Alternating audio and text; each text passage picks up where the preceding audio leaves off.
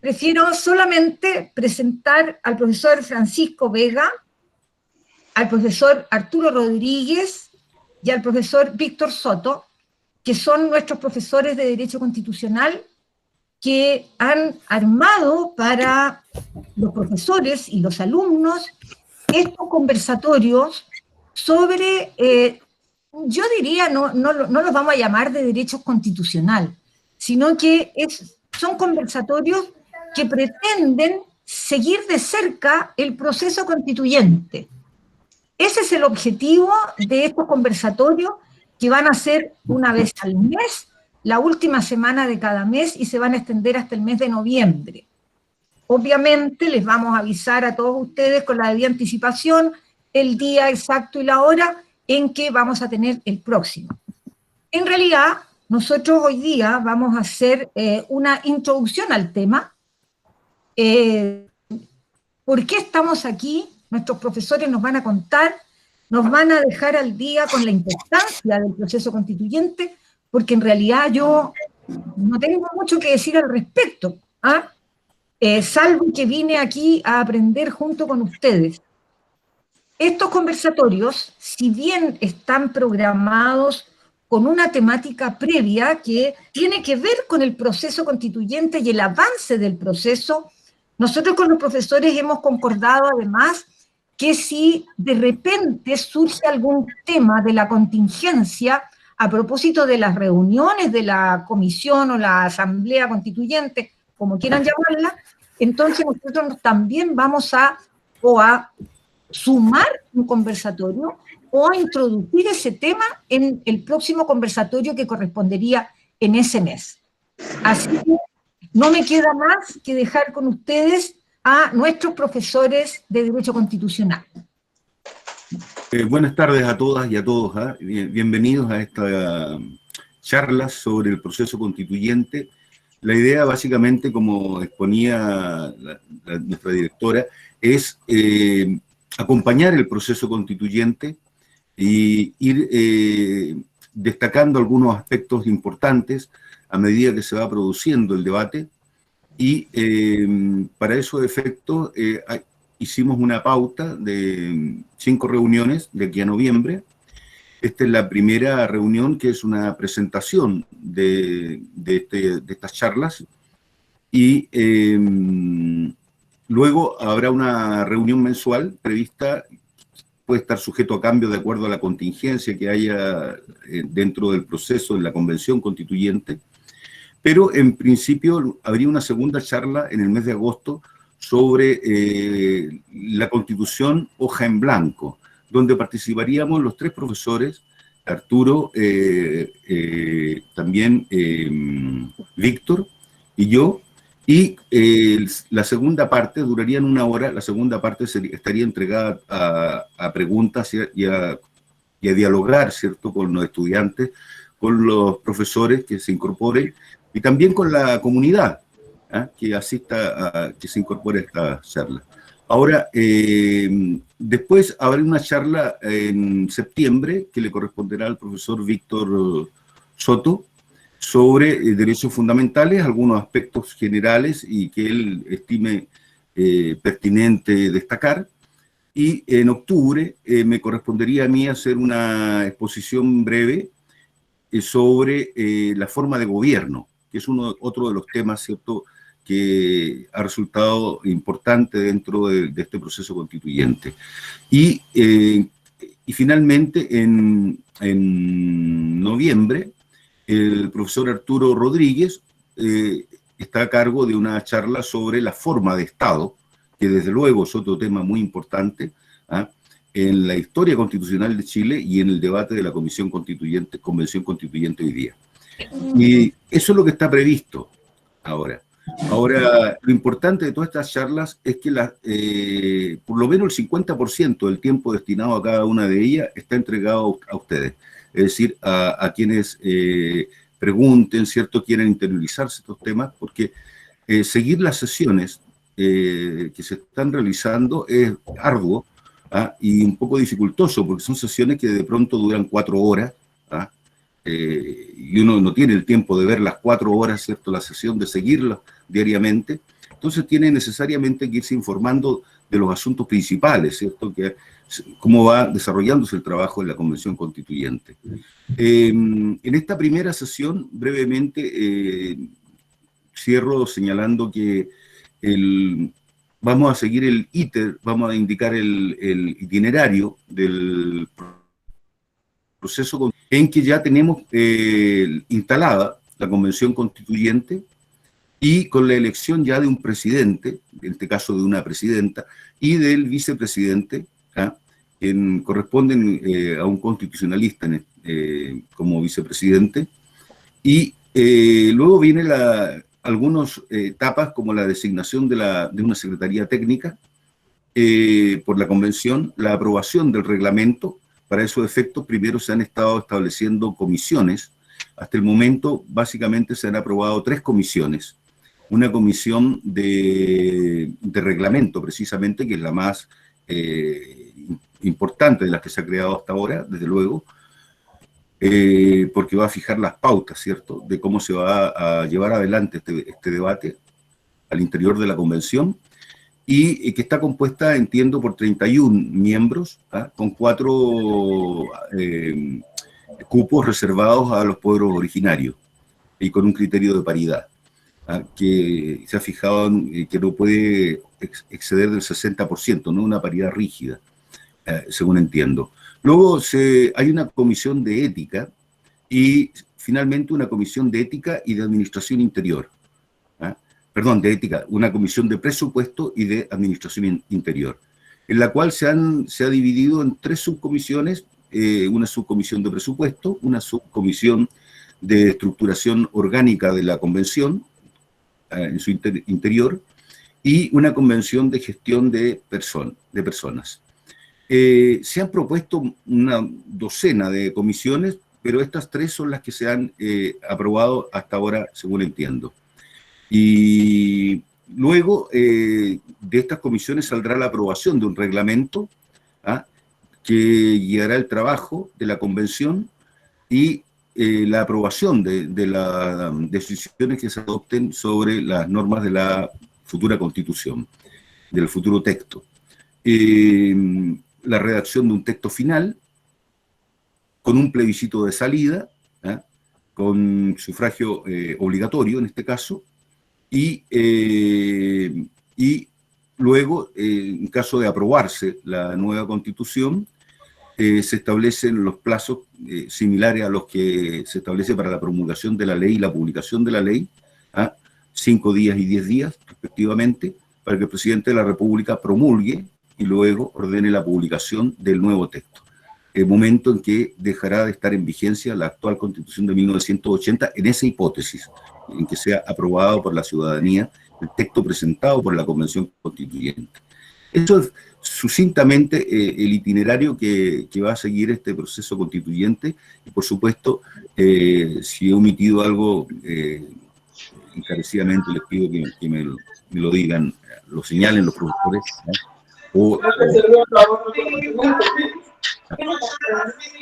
básicamente es eso lo que me correspondería decir por ahora. Muchas gracias. Gracias, profesor Vega. A los asistentes que una vez que terminemos las intervenciones, que son bastante breves, comiencen las inquietudes que puedan tener, que imagino que son muchas, para aprovechar el tiempo de mejor forma, ¿les parece? Ya, bueno, parece que empiezo yo, sigo yo. Bueno, primero que todo, quiero saludar a todos mis compañeros, colegas, estudiantes, directivos. Para mí es muy grato que me hayan invitado a esta jornada, creo que son muy interesantes, siempre la Universidad Miguel Cervantes a la vanguardia en este sentido, y pucha, qué bueno que estemos en esto que es tan importante. Además, como una primicia, le informo que anteayer fui citado por un colectivo para poder asesorar a la Comisión de Participación y Equidad Territorial de la Convención, así que va a haber un cervatino, ¿cierto?, que esté íntegramente participando y que va a servir bastante para el proceso que estamos viviendo y las jornadas que continúan. Bueno, yo quería comenzar básicamente refiriéndome un poquito a las críticas, ¿ya? Porque en realidad nosotros hemos visto mucho esto del proceso constitucional, de los convencionales, cómo se instalaron, ¿verdad? Y que ha producido ciertas fricciones que a mi juicio, son bastante naturales, ¿ya? Creo yo, en un proceso tan nuevo donde no existe ningún tipo de precedente anterior. ¿Y por qué me quiero referir empezando por las críticas? Porque en realidad este proceso, creo yo, y así lo dijo la presidenta de la convención, doña Elisa Loncón, hay que cuidarlo, hay que protegerlo y hay que mantenerlo. Porque quizás no va a existir otra posibilidad como esta, ¿verdad?, en la cual estén involucradas, integradas tantos, digamos, entes sociales de distintas envergaduras, de distintas culturas, distintas etnias, ¿verdad? Entonces, evidentemente que es un tema que nosotros tenemos que considerar. Lo digo porque, y ustedes quizás han podido enterarse a través de la prensa, que el proceso constitucional ha sido objeto, incluso antes, de muchas críticas, incluso a mi juicio un poquito malintencionadas, ¿ya?, respecto a si efectivamente es necesario que se constituyan, si lo están haciendo, si están trabajando. De hecho, hasta el término flojo se utilizó, ¿cierto?, en esta materia, también manifestando de que quizás los recursos que se están destinando a los convencionales son excesivos, situación que me parece irrisoria considerando lo que se destina a los parlamentarios que crean leyes, no una norma de rango constitucional. Bueno, pero entonces es importante, creo yo, quise abordar un poquito esto a partir de las críticas, a partir de lo que está sucediendo. ¿Por qué puede estar pasando eso? Ahí quizá voy a dar más adelante mi visión, por qué puede pasar esto, pero es una visión muy personal y por lo tanto asumo la responsabilidad que pueda tener respecto a eso. Yo siempre a mis alumnos, cuando me conocen, aquellos también colegas que también han tenido la oportunidad de partir conmigo, yo uso mucho las figuras literarias, ¿ya? Uso mucho las metáforas, ¿cierto? Y sobre todo la alegoría. Yo el proceso constituyente le llamé, ¿cierto? O le llamo la alegoría del recién nacido. ¿Y por qué el recién nacido? Porque efectivamente un recién nacido, ¿verdad?, cuando conoce el mundo, claramente, ¿cierto?, se enfrenta a situaciones que antes no había vivido, no había experimentado, evidentemente. Y este recién nacido tenía también una existencia natural, ¿cierto?, para los civilistas, quizá ahí doña Elizabeth me va a gustar esta analogía, una existencia natural que creo yo, haciendo esta analogía, cuando se aprobó por el 80% la creación de una nueva constitución. Ahora está instalada, están elegidos los convencionales. Hay un principio de existencia legal desde ese punto de vista que también tiene una muerte natural, que va a suceder, ¿verdad?, tal como lo dijo el profesor Vega, una vez que se cumpla el plazo, que dicho sea de paso, es un plazo bastante breve, es un plazo de 9 meses, ¿verdad?, que la misma Carta Magna lo puede extender, da la posibilidad que se extienda hasta un año, pero termina el año y se disuelve de pleno derecho esta convención, de tal manera que tenemos que tratar de, en ese plazo, que es bastante breve, insisto, crear un marco constitucional que pueda abordar todas las materias y las temáticas que los constituyentes y la ciudadanía en general ha exigido por tanto tiempo, ¿verdad? Ahora, esto de este nacimiento, de esta exigencia, lo digo porque de estos plazos breves, porque hay experiencias, lo comentábamos en una oportunidad con la directora, de que en Brasil también quisieron crear una constitución, llevan bastantes años sin poder ponerse de acuerdo respecto a las normas que van a intervenir. En Islandia, en 2008, se intentó también una convención constitucional, situación que no pudo dar frutos, terminó el plazo, ¿cierto? Y evidentemente no se construyó.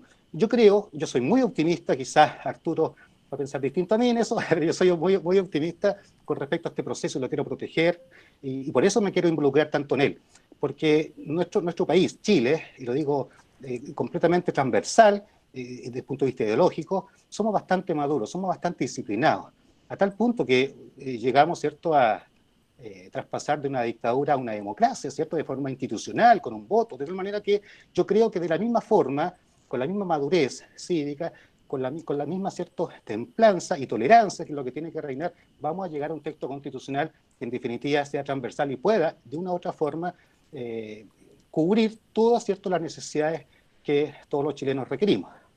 Dicho eso, quiero manifestar que ese optimismo se refleja también porque he tenido la oportunidad de conocer a algunos constituyentes, ver cómo trabajan, no son flojos bajo ningún punto de vista. Ellos trabajan, ¿cierto?, en las comisiones, como lo decía el profesor Francisco Vega. En realidad son más de 3 comisiones porque ya estamos casi a las 9 comisiones aproximadamente. Ya voy a abordar respecto a una que me interesa bastante y que va a ser tema en mi jornada de Derechos Humanos más adelante, la tercera jornada. Pero se está trabajando. Las comisiones, las subcomisiones, ustedes las pueden, digamos, seguir a través de la página oficial de Chile Convencional, donde efectivamente existen canales abiertos, incluso por YouTube, donde se puede seguir las discusiones que son tan interesantes respecto a esta materia. Entonces, yo quiero sacar un poquito este clima que se pretende a veces instalar en forma, creo yo, insisto, con la responsabilidad que merece, malintencionado, en que los convencionales no están trabajando o simplemente los recursos están siendo despilfarrados, no en forma productiva. No, yo pienso todo lo contrario. Tenemos que entender que este niño, este recién nacido que comencé manifestando yo, viene naciendo, ¿cierto?, en un rayado de cancha que estableció la Constitución en forma bastante genérica. Las normas que estableció la Constitución para cómo se pueden mover los convencionales es muy genérica y básicamente establece qué es lo que no pueden hacer y qué es lo que pueden hacer. Entonces, creo yo que esta comisión de reglamento que se está discutiendo, que ya lleva, ¿cierto?, su tercera o cuarta sesión, la comisión de ética, que va muy vinculada con la comisión de reglamento, la de presupuesto, que tiene que objeto determinar los recursos que se están destinando, ¿cierto?, por la secretaria ejecutiva, la señora Parot, respecto a esta relación que tiene con la convención, son fundamentales. Pero también se han creado otras también comisiones y están trabajando. Hoy día, por ejemplo, empezó a trabajar ya la comisión de la cual voy a prestar, ¿cierto?, mi humilde aporte, que es la Comisión de Participación y Equidad Territorial. Escucha que tiene importancia esta comisión desde el punto de vista de cómo hacemos accesible, cómo hacemos partícipe, cómo involucramos a la sociedad civil a distintos grupos intermedios en esto que es la Constitución. Entonces, cuando se dice que los convencionales no están atacando los temas de fondo, cuando los convencionales no están hablando de salud, no están hablando de vivienda, no están hablando de derechos sociales, que fue lo que más se reclamó por la ciudadanía, ¿verdad? Bueno, yo digo que sí lo están viendo, pero con responsabilidad, porque no podemos empezar a hablar, ¿cierto?, a crear una constitución. Bueno, ya vendrá el tema de la hoja en blanco más adelante, en la segunda sesión, pero no podemos hablar nosotros de temas de fondo si no tenemos las bases mínimas en las cuales se va a sustentar esas normas de fondo. Por eso que se están creando estas comisiones, por eso que se está dando la posibilidad para que la sociedad civil, para que todos nosotros podamos aportar. Fíjense que hoy día, respecto a la comisión de reglamento, vencía el plazo para que pudiésemos inscribirnos cualquiera de nosotros y poder tener una audiencia pública para poder también intervenir en este proceso tan importante respecto al reglamento de la convención. Y así también con las demás comisiones. Entonces, quiero yo manifestar mi optimismo, reitero, ¿cierto?, por este proceso, y tenemos que cuidarlo, tenemos que protegerlo.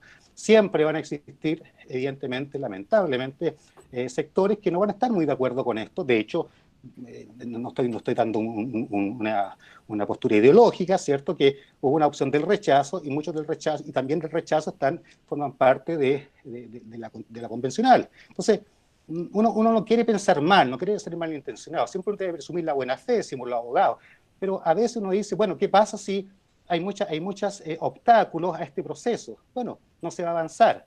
O bien crear un clima hostil, ¿cierto?, de malinadversión para que posteriormente se rechace este proceso constituyente, en el caso que esta constitución, en el plebiscito de salida que habla el profesor Vega. Entonces, todo eso creo yo que tenemos que considerarlo, tenemos que verlo y tenemos que analizarlo.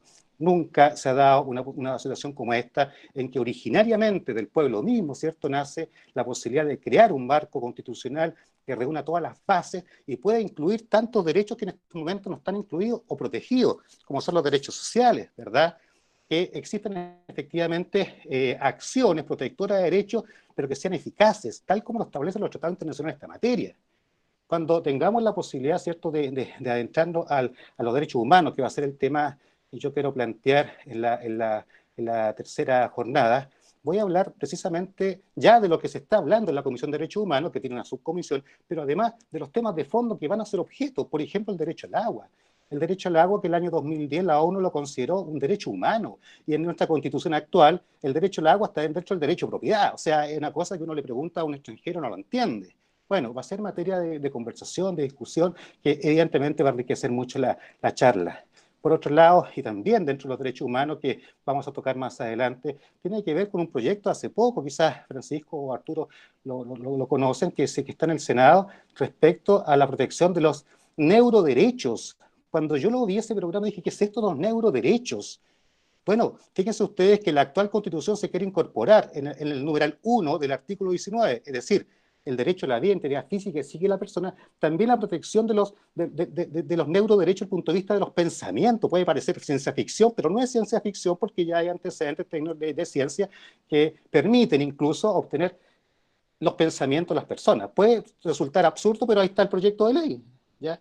Entonces, fíjense ustedes que vamos a tener que, con el avance de la tecnología, con todo lo que está pasando, vamos a tener que también nosotros readecuar las necesidades y los derechos que están siendo protegidos e incorporados también en la Constitución, de acuerdo a las necesidades que están pasando en el mundo.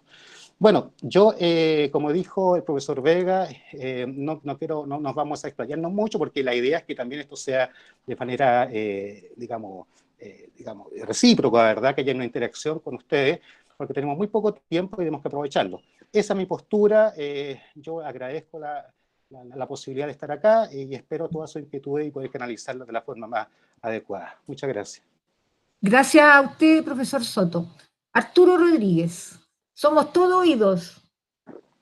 Muchas gracias, profesor, y muchas gracias también a todos los profesores y a todos los alumnos, principalmente también a todos los colegas que están hoy día presentes, muchos de los cuales también fueron mis profesores en su momento, así que para mí es un honor que me estén escuchando en esta oportunidad.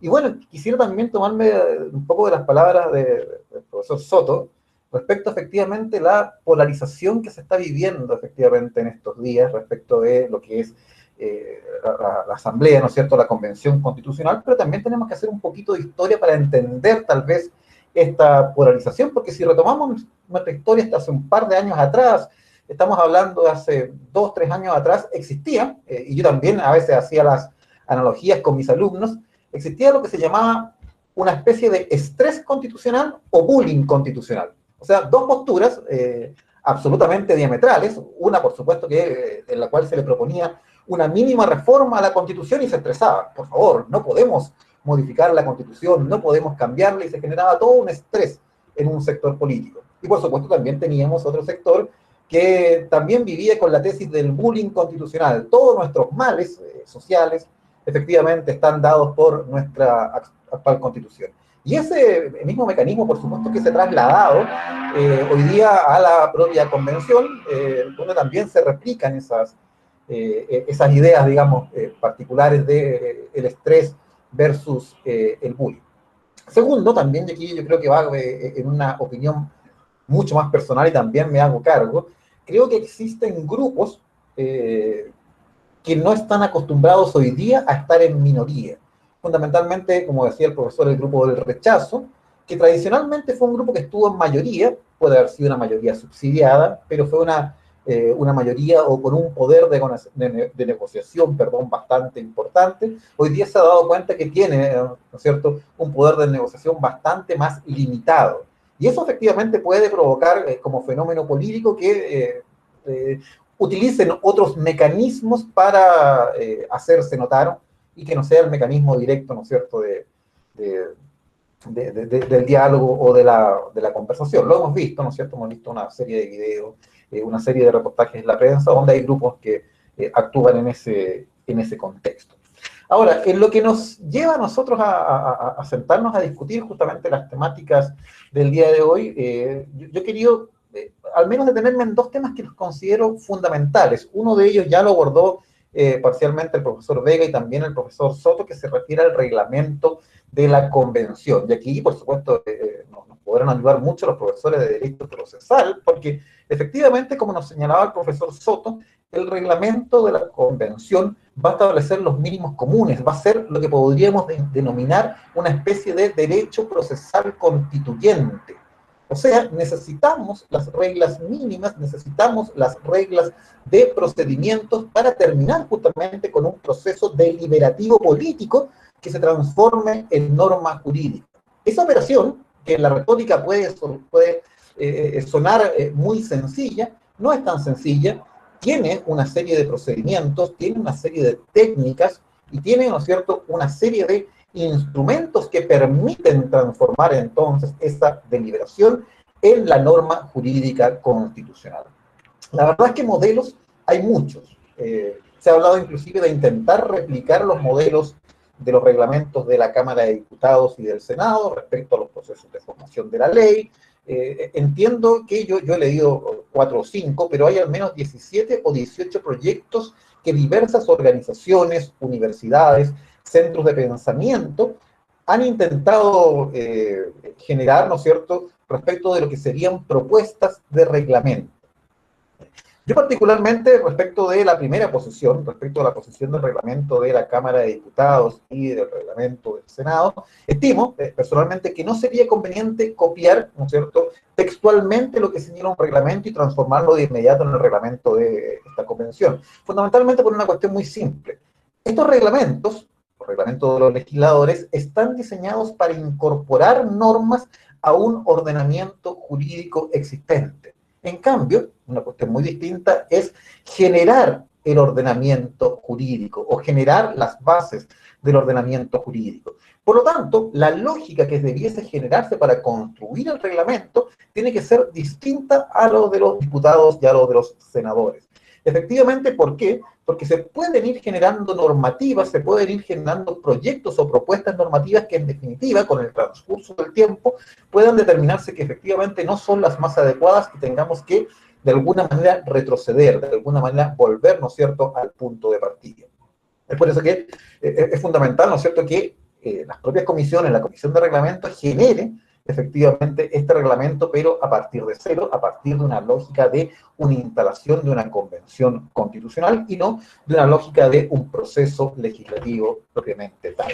Y también me quería detener en otro tema que lo considero importante y quiero aprovechar también que acá hay muchos profesores de Derecho, veo al profesor mismo, el profesor Soto y la profesora Blanca, ¿no es cierto?, y que se refiere a la acción de reclamación que se encuentra contemplada en la Constitución, acción de reclamación, ¿no es cierto?, por vicios del procedimiento, por eso el reglamento va a ser muy importante, y que fue regulada en un auto acordado de la Corte Suprema.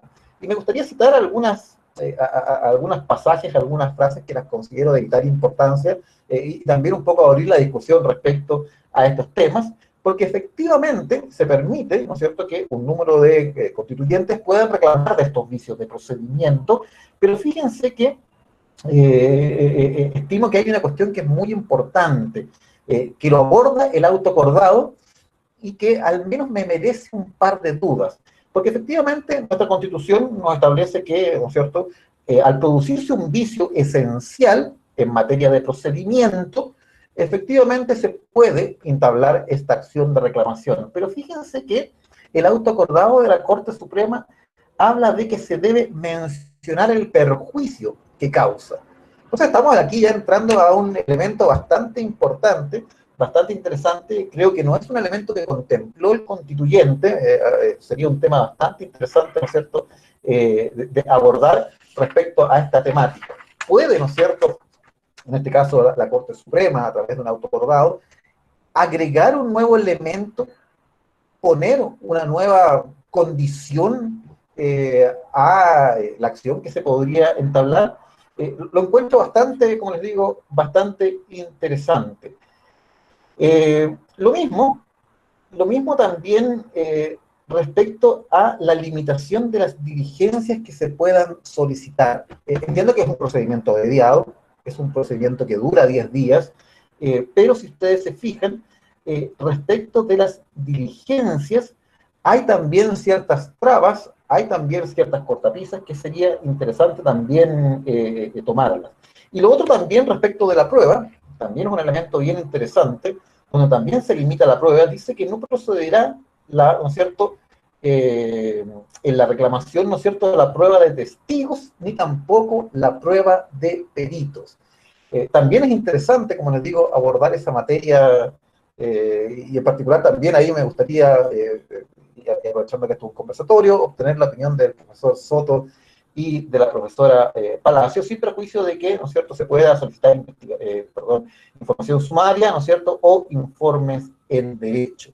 Creo que son, como digo, es un tema que me llama bastante la atención, sobre todo porque este tema podría ser de vital importancia, sobre todo en la discusión que eventualmente se podría generar en torno a las 2/3 partes, o si todas las normas deben aprobarse por los 2/3, o sea, las normas tanto reglamentarias como las normas de contenido constitucional.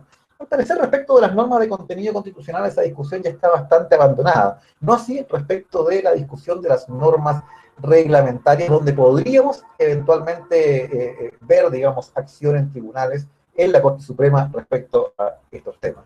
En general, no soy un escéptico del proceso, soy más bien un crítico, pero creo que soy un crítico en buena línea. Soy un crítico porque quiero el éxito del proceso. Y como quiero el éxito, quiero que también se haga bien, porque haciendo bien las cosas podemos obtener un buen éxito, un buen resultado de esta convención constitucional. Así que, bueno, muchas gracias por haberme escuchado y también pido, si es que cuentan con algún momento, puedan colaborarnos con estas interrogantes que también nos ha generado, al menos a mí, este autocorrado en particular.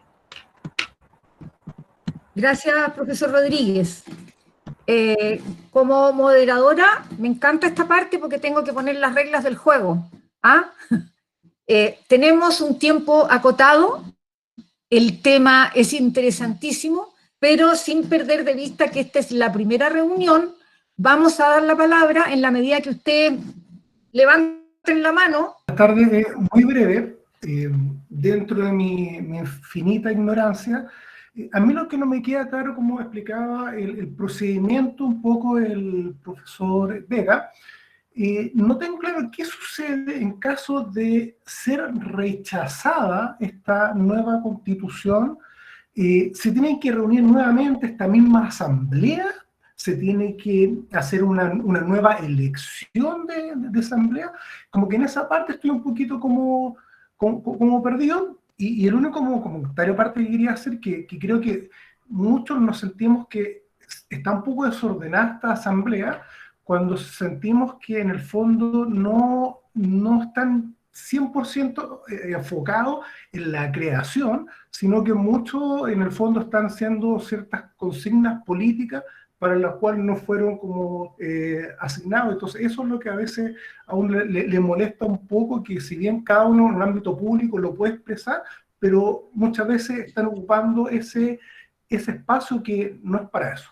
Ese es mi comentario y mi pregunta principalmente al profesor Vega respecto a qué sucede si es rechazada. Profesor Vega. La reforma de la Constitución es muy clara. Si el rechazo es al proyecto presentado en el plebiscito es lo que triunfa, sigue vigente la actual Constitución.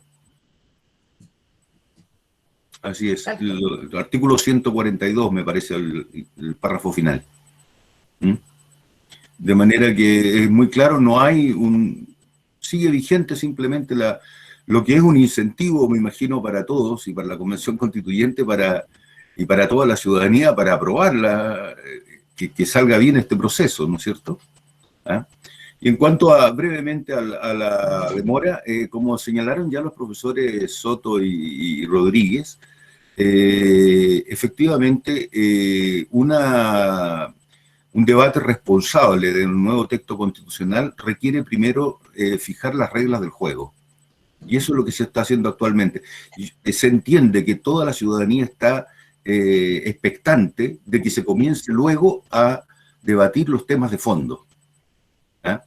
Pero es inevitable este primer momento en que hay que establecer las reglas de cómo va a prosperar el debate, las votaciones, etcétera, etcétera, para poder hacer responsablemente un texto que vaya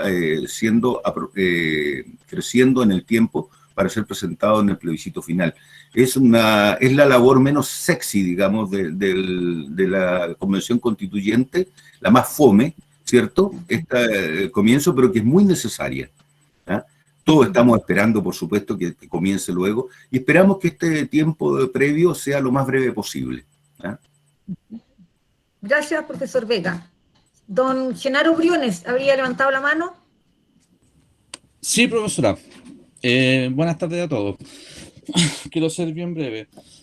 Al querido profesor Vega quisiera preguntarle si él, nuestro el artículo 19, número 24 de nuestra Constitución Política, que garantiza el derecho a la propiedad, en el inciso segundo habla de una limitación a la propiedad.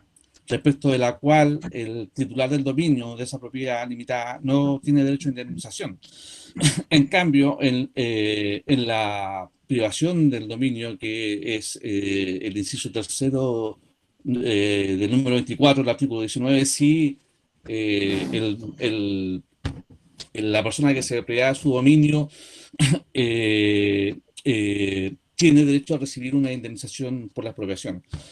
En tal sentido, ¿le parece a usted de que en una nueva constitución la persona que sufre una limitación al dominio debiera ser indemnizada de la misma forma en que es indemnizada aquella persona que se ve privada del dominio? Y luego quisiera hacerle una pregunta al profesor Soto. También, súper preciso. Nuestra constitución política, en el artículo 19, nunca definió precisamente lo que es el debido proceso. Se habla de un proceso constitucional, de un proceso previo. Profesor Soto, ¿no le parece que sería la oportunidad de que nuestra constitución pudiera garantizar expresamente el debido proceso y no de una forma tan genérica como es actualmente? Solo eso, profesora. Bien, profesor Vega, la primera parte de la pregunta y luego el profesor Soto. Gracias.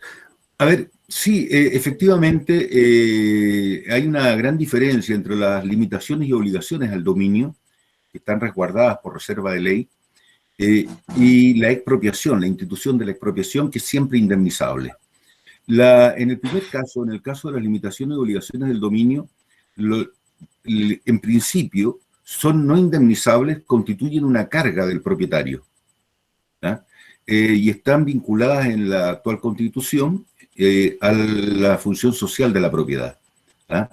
Y esto obedece precisamente a una doctrina que se desarrolla a fines del siglo XIX, comienzo del siglo XX, que es precisamente por autores como León Diguit, que es la función social de la propiedad lo que justifica, ¿cierto?, que se considere que el propietario, como una forma de retribuir a toda la sociedad por los gastos cuantiosos en que incurre toda sociedad en la protección de la propiedad de los propietarios, exista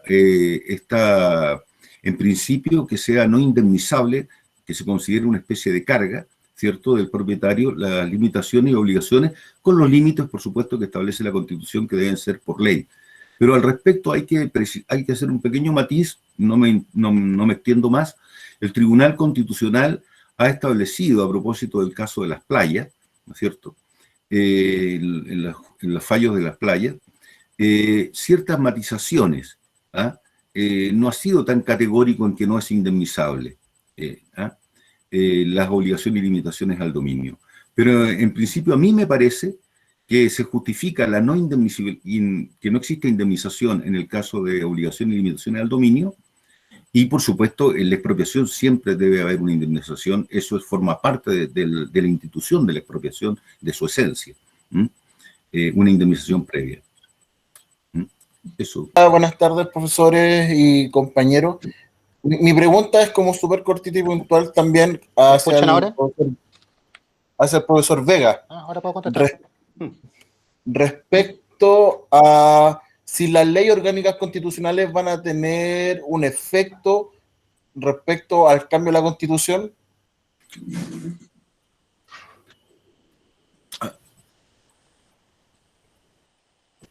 Profesor Vega. Encantado.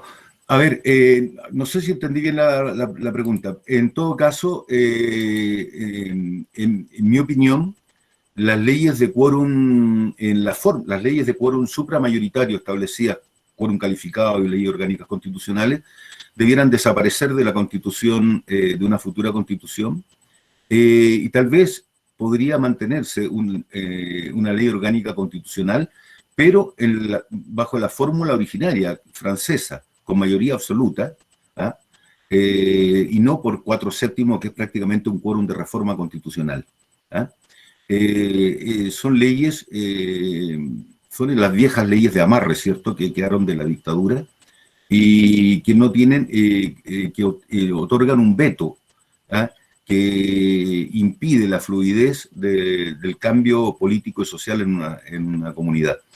En que conserva un concepto de una democracia débil, de baja intensidad, ¿ah? En que se aproxima más a las teorías elitistas de la democracia, ¿ah? Y no a las teorías de la democracia participativa o deliberativa, que corresponden más bien a democracias de alta intensidad, ¿ah? O de mejor calidad. Gracias, profesor Vega. Víctor, ¿recobraste el sonido? ¿Me escuchan ahora? ¿Sí? ¿Me escuchan? Ahora te escuchamos. Perfecto. La pregunta era sobre el debido proceso. Sí, parece que estoy siendo censurado por las fuerzas oscuras. Yo no. Yo no. Ya, no, a ver, quiero responder varias preguntas. Debido proceso. Una pregunta más. Sí, el debido proceso que lo preguntaron, ¿cierto? Parece que lo preguntó Gennaro. Pero antes que eso, quiero responder un poquito lo que dijo Francisco en relación a por qué no se tocan los temas de fondo, como que estuviese perdiendo tiempo. A ver, una de las comisiones que creo yo fundamentales que está funcionando actualmente es Derechos Humanos, con subcomisiones. Y uno de los objetivos y principios que busca, entre varios objetivos, es entender un concepto, una definición de lo que entendemos por derechos humanos. Porque los derechos humanos, ¿cierto?, de las generaciones de los derechos humanos ha sufrido cambios, ¿ya? Recordemos que hay casos en los cuales algunos siguen sosteniendo, muy erróneamente creo yo, que solamente pueden violar los derechos humanos los agentes del Estado, o el Estado.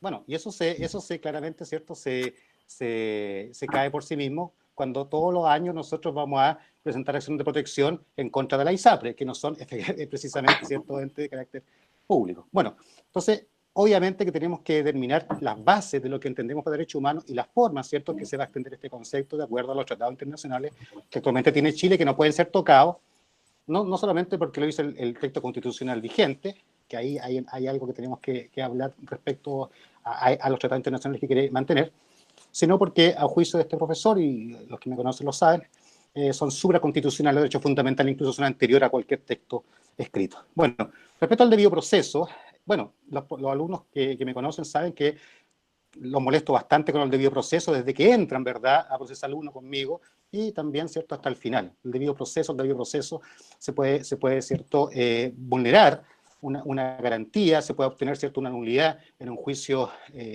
penal, ahora con el recurso de nulidad.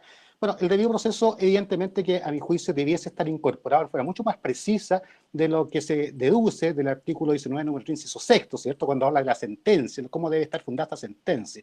Creo yo que sí, y coincido plenamente con Gennaro, y por esa razón, claramente, es que tenemos que sentar las bases de lo que entendemos por derechos humanos. Recordemos que el debido proceso es un derecho fundamental, y que nosotros lo hemos recogido, no solamente por esta norma artículo 19, está implícitamente, disculpe que me ponga muy técnico, ¿cierto?, respecto a esto, yo sé que vamos a más público, pero el CPC establece en cierta forma que el debido proceso con el principio de la bilateralidad de la audiencia, la posibilidad de que sea escuchada ambas partes. Está en los tratados internacionales, por ejemplo, en el Tratado Internacional de la Convención Americana de Derechos Humanos, o Pacto de San José de Costa Rica, en el artículo 8. Entonces, evidentemente que tenemos que dar razón, y tenemos que traer, ¿cierto?, en forma expresa esos derechos fundamentales, y claramente el derecho al debido proceso, que lo incorporó la doctrina, ¿cierto?, hace un tiempo atrás, y que ahora evidentemente está cada vez más sostenido por la jurisprudencia.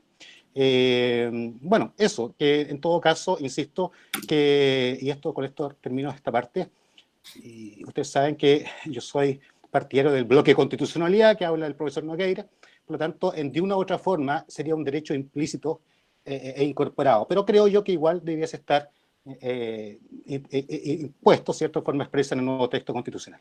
Eso. Gracias, profesor Soto. Levantó la mano don Alberto Escudero. ¿Está ahí? Hola, buenas tardes, profesores, a todos. Gusto de verlos nuevamente. Y felicitaciones por la iniciativa.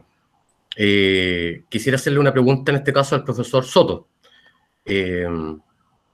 Básicamente tiene que ver con el tema del profesor en el evento que la comisión, ¿cierto?, la convención estime que ciertos tratados internacionales que no se refieren a derechos humanos, por ejemplo, tratados de carácter comercial o lo que sea, que como sabemos dentro de esta reforma constitucional, que bueno, lo vimos cuando hicieron otras charlas ustedes al comienzo, el profesor Vega, esta discusión si era el poder constituyente originario derivado de esta mezcla media rara que había en este proceso constituyente. pero la convención estimara que, por ejemplo, ciertos tratados que solamente se limitan por los tratados de derechos humanos y no por tratados, por ejemplo, de comerciales, y quisiera pasar por sobre eso.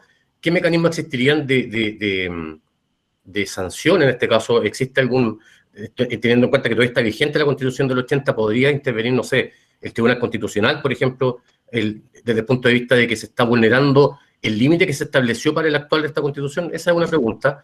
Y bueno, tengo entendido que después va a haber un ciclo que va a versar específicamente sobre derechos humanos, porque me quedo dando vuelta, profesor Soto, lo último que señaló usted respecto al tema de que, no solamente los agentes del Estado son los que pueden cometer violaciones a los derechos humanos. Bueno, es una discusión que yo creo que la podemos destinar más en esa otra sesión. Pero me limito a la pregunta al caso de esto del límite de los tratados internacionales y el elemento que la Convención no lo respete. ¿Cuál sería el mecanismo institucional para hacer respetar el acuerdo de reforma, en el fondo? Gracias. Bien, profesor Soto, Perfecto. por favor. A ver, una pregunta compleja, porque a mi juicio, en la reforma constitucional, no sé si coincidirá conmigo Francisco o Arturo, nos metieron un gol de media cancha con esa disposición, en la cual dice que los convencionales no pueden dejar sin efecto tratados internacionales, pero no le colocaron el apellido, Tratado Internacional en Materia de Derechos Humanos. Creo yo que ahí, ¿cierto?, se sostiene ese argumento. Ahora, ¿por qué considero que es una pregunta compleja? Porque yo, a pesar, y lo dije en las charlas que tuvimos hace 2 años atrás, consideraba que desde un punto de vista de la academia, considero de que una convención originaria, ¿cierto?, elegida como se eligió con voto popular, es absolutamente soberano para poder autodeterminarse. Eso lo dije yo, ¿cierto?, que puede que no sea muy políticamente correcto, lo que no significa que yo esté de acuerdo con que hagan y deshagan, ¿cierto?, como en la nave 2001 Odisea en el espacio, ¿cierto? No. Pero creo yo que tiene que cumplirse con la institucionalidad, con las reglas mínimas que fijó la propia Constitución, que está vigente. A pesar que lo que yo puedo haber dicho respecto a esta soberanía absoluta que creo yo que podía tener esta convención. Ahora, evidentemente que eso va a ser materia de discusión. Es una materia de discusión. Si usted me pregunta a mí, así, mi opinión personal, y asúmola muy responsablemente, y fíjese que no ideológicamente, sino jurídicamente, desde el punto de vista de los tratados internacionales, yo creo que esa norma tiene que tenerse por no escrita. Fíjese lo que estoy diciendo, por no escrita y solamente, ¿cierto?, ser interpretada, solamente con alcance de los tratados internacionales que versan sobre materia de derechos fundamentales, y no lo digo yo, lo dicen los tratados internacionales, lo dicen distintas sentencias de la Corte Interamericana de Derechos Humanos. Entonces, de ese punto de vista, creo yo que, si usted me pregunta, ¿qué pasa si los convencionales no respetan esa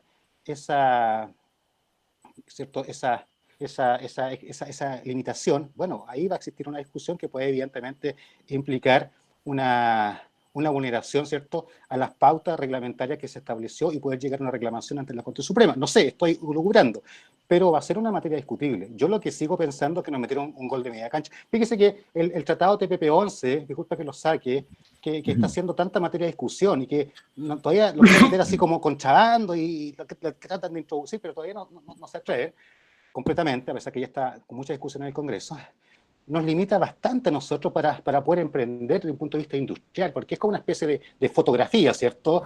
Tiene evidentemente ventajas, pero tiene muchas desventajas.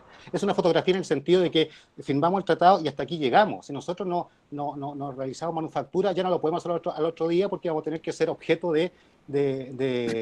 digamos, de juicios arbitrales que son pagados por las grandes compañías también. Entonces, es una situación bastante compleja la pregunta que me hace, y no me atrevo a dar una respuesta, pero sí le puedo manifestar, y lo reitero, que desde mi punto de vista, y habría que analizarlo quizá un poquito más consensuadamente, esa norma, y es constitucional, tendría que tenerse como no escrita, porque no está abarcando norma respecto al Tratado Internacional de Derechos Humanos, sino norma de carácter patrimonial, cosa que evidentemente es disponible. Eso. ¿Podría ser declaración sobre este punto? El profesor Rodríguez levantó la mano. Arturo, ¿vas a comentar esto? Porque hay otro alumno en cola esperando. Súper cortito. Entonces, primero el profesor Rodríguez y luego Juan Pablo Rinqueo. Súper cortito respecto a esta materia. Concuerdo en parte con lo que señala el profesor Soto, respecto efectivamente de los tratados internacionales y de esta norma eventualmente prohibitiva, ¿no es cierto?, respecto de la convención. Sin perjuicio de lo anterior, y por eso también intenté hacer una introducción respecto a esta materia al comienzo de la exposición, estimo que efectivamente uno de los efectos de la acción de reclamación es que efectivamente deba ser por normas de procedimiento y no por normas de contenido. Por lo tanto, no habría capacidad para reclamar por el contenido de lo que eventualmente puede escribirse en la Constitución. Pero, si no fuera por el pero, efectivamente, una de las cuestiones que me llama la atención del autoacordado de la Corte Suprema es que efectivamente exigen, ¿no es cierto?, que se indique el perjuicio que se produce justamente con el vicio esencial que se pretende reclamar. Y ahí está justamente mi temor. Mi temor está que, a propósito del perjuicio o de la exigencia de acreditación de un perjuicio, la Corte Suprema tenga pretexto de comenzar a debatir cuestiones de fondo más que cuestiones de forma, que es la acción, ¿no es cierto?, que eventualmente se podría entablar. Si seguimos una interpretación purista, efectivamente no habría ningún mecanismo, más allá de las sanciones internacionales, del pacta sunt servanda, para que, ¿no es cierto?, si es que se vulnera un tratado internacional de cualquier materia, no habría, digamos, sanción interna. Salvo, como les digo, esta norma que me llama bastante la atención, y fíjense, de la cual se ha escrito muy poco respecto del autoacordado. No he logrado obtener papers o opiniones de otros profesores sobre esta materia. Muchas gracias. Gracias, profesor Rodríguez. Tenemos a Juan Pablo Lienqueo, que levantó la mano, y creo que esa va a ser la última pregunta de hoy. A ver, Juan Pablo. Sí, muchas gracias, profesora. Profesora, muchas gracias por el tiempo. Mi pregunta va dirigida al profesor Francisco. ¿Qué pasa en esta nueva constitución? ¿Sería apropiado que la soberanía resida en el pueblo? ¿Cuánto se debe modificar el artículo 5º de la Constitución?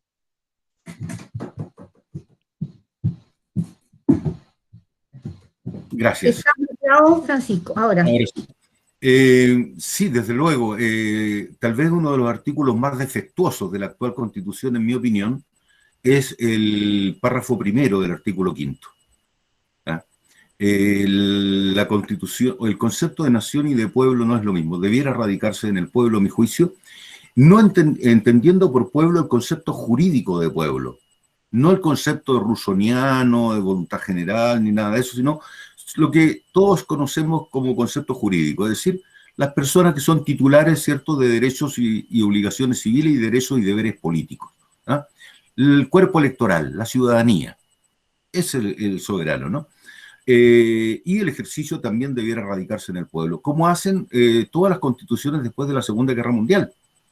No todas, pero siempre hay alguna que no, pero en su gran mayoría, ¿no es cierto? La Constitución española, la Constitución estadounidense, que es del siglo XVIII, la más antigua, la Constitución alemana, etcétera.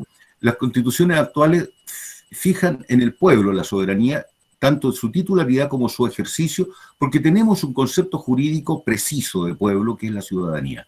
En cambio, el concepto de nación es un concepto fantasmal, es un concepto elusivo, es muy difícil de aprender el concepto de nación y proviene de tradiciones conservadoras, ¿no es cierto?, de liberales conservadores como Edmund Burke, que se defendieron en la Comisión Ortúzar en Chile, pero que es muy defectuoso además porque, por último y brevemente, porque no radica la soberanía como titularidad en la nación, sino esencialmente en la nación. Con lo cual debilita, en vez de fortalecer, la soberanía en la nación. Porque al decir esencialmente significa que la soberanía también está no esencialmente en otra parte. Y en segundo lugar, porque cuando se refiere al ejercicio de la soberanía por el pueblo, lo que hace es decir que además del pueblo le corresponde el ejercicio de la soberanía a las autoridades que esta Constitución establece. Lo cual, desde el punto de vista de la teoría democrática, es un absurdo, porque los mandatarios están supeditados a los mandantes, y el mandante es el pueblo soberano. Y esta crítica la encuentran ustedes, por ejemplo, en autores como Alejandro Silva Bascuñán. Yo adhiero a esa crítica y tiene toda la razón. Porque además deja servido un conflicto futuro. ¿Qué pasa si el pueblo, en ejercicio de la soberanía, opina A y las autoridades que la Constitución establece opinan B?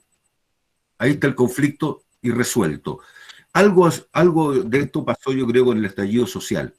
Hay una respuesta de lo que ocurre, ¿cierto? Es el pueblo el que se impone en esos casos, ¿no? Eso, básicamente. Gracias, profesor Vega.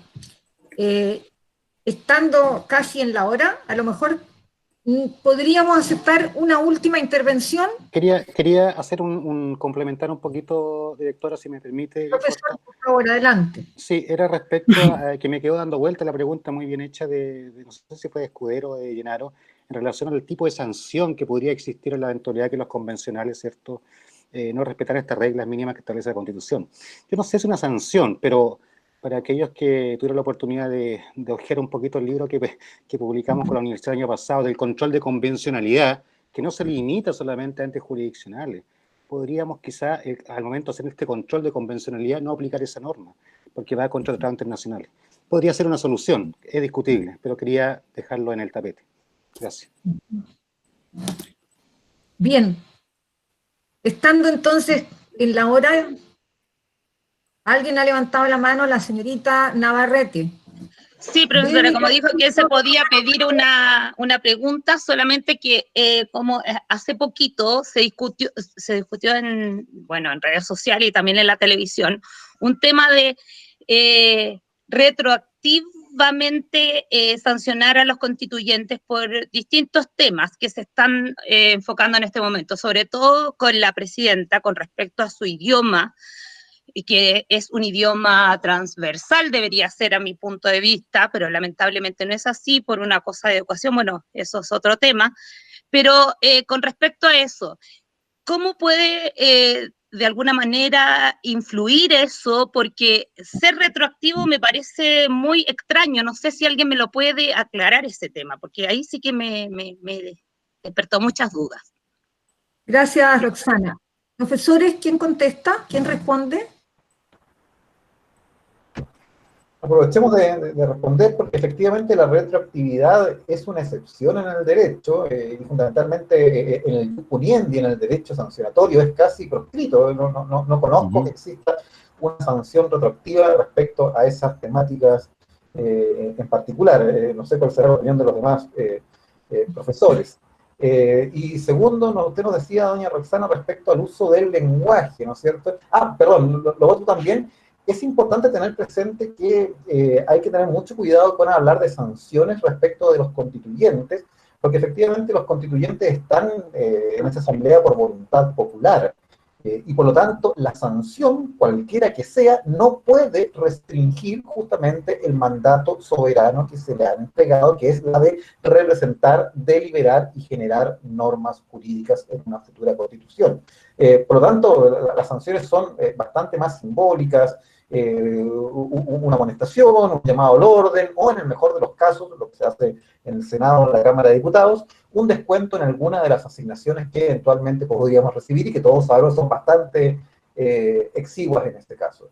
En este caso, como por tratarse de un órgano político, las sanciones son mucho más morales, éticas, que sanciones efectivas, porque, ojo, siempre tenemos que tener mucho cuidado con este concepto de sanción, sobre todo que a pretexto de ello se intentan limitar efectivamente las acciones de los constituyentes.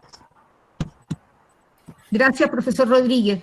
David, lo lamento, pero se nos terminó el tiempo. Va a tener que, en la próxima oportunidad, presentarse tempranito para levantar la mano. Estamos muy escasos de tiempo porque hay clases después de esto, hay otras obligaciones para los profesores, incluso algunos alumnos, por ende, siendo las 1901, como dicen los marinos, vamos a dar por cerrada esta sesión. Quiero, antes de cerrarla definitivamente, darle las gracias primero a nuestros expositores que, como siempre, nos dejan abismados con su sapiencia, sobre todo a mí, que me declaro tan ignorante. Encuentro que uno aprende, pero cualquier cantidad aquí, porque llevamos el derecho al piso, como quien dice, ponen la pelota en el piso, o sea, a lo concreto, a lo que todos tenemos que saber sobre el proceso constituyente. Creo que ha sido estupendo, brillante. Muchas gracias, profesores. Y también, por supuesto, a todos a quienes nos acompañaron hoy día, colegas, profesores, pero también muchos alumnos que están participando y que están demostrando su interés y su entusiasmo por seguir. Así que espero que las próximas reuniones, ojalá pudiéramos extenderlas en el tiempo, ver la disponibilidad de nuestros profesores, unos 15, 20 minutitos más para dar oportunidad a más preguntas, más intervenciones, ir viendo cómo nos va en ese camino. Así que muchas gracias de nuevo a todos y nos vemos